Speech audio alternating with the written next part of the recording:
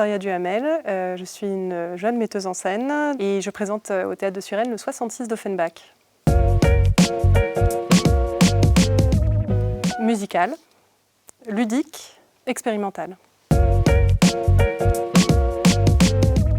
Lors d'une mission à l'Opéra de Paris, de prendre le rôle de Cornelia dans Giulio Cesare au Palais Garnier et de faire mes premiers pas comme doublure de la chanteuse qui était absente pour une pré-générale et d'être cette Cornelia sur la scène du Palais Garnier et d'expérimenter vraiment ce rapport, cette scène en pente et cette musique à l'intérieur vraiment de l'œuvre.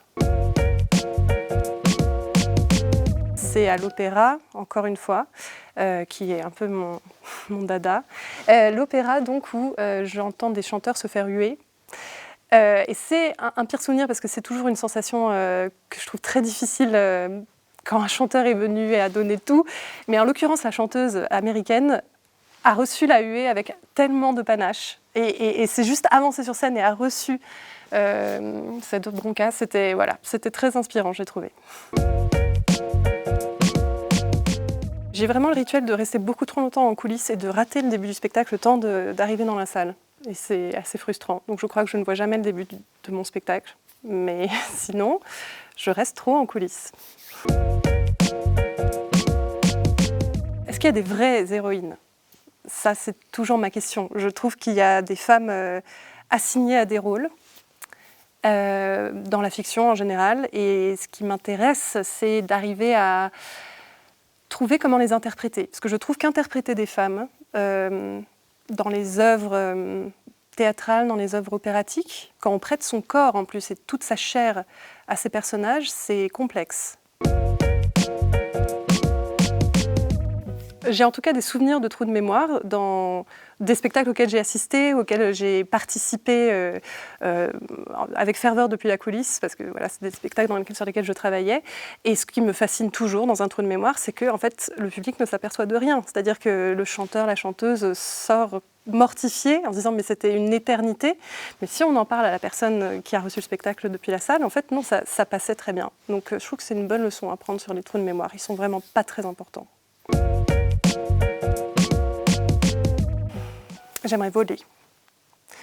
Et je ne saurais pas dire pourquoi, si ce n'est que c'est dans presque tous mes rêves. Une œuvre qui me fascine absolument, c'est Don Carlos de Verdi. Elle rassemble toutes les thématiques favorites de l'opéra. Ça parle de religion, ça parle de famille, d'amour évidemment, d'amour déçu et puis d'inceste d'ailleurs. Ça parle de pouvoir très fortement. Donc tout ça est magnifié à son maximum et je trouve que c'est une œuvre magnifique justement musicalement et dans tous ses enjeux, dans tout cet amour qui explose sur scène. C'est un spectacle 66 qui présente beaucoup d'aspects. D'abord, il y a la musique. Donc, on entend des chanteurs qui sont spécialisés dans le registre de l'opérette, d'excellents instrumentistes. Ça déjà, pour moi, ce seul plaisir de la belle musique interprétée ensemble, ça donne une excellente raison de venir. Venez aussi juste pour exprimer votre point de vue sur ce qui va se passer ou pour ne rien faire. Ou voilà, j'ai pas vraiment de projet pour le spectateur, mais il se passe des choses pendant le spectacle. Les jeux sont faits et rien ne va plus, véritablement. Ça, il faut voir le spectacle pour le comprendre. Mais donc venez voir le 66.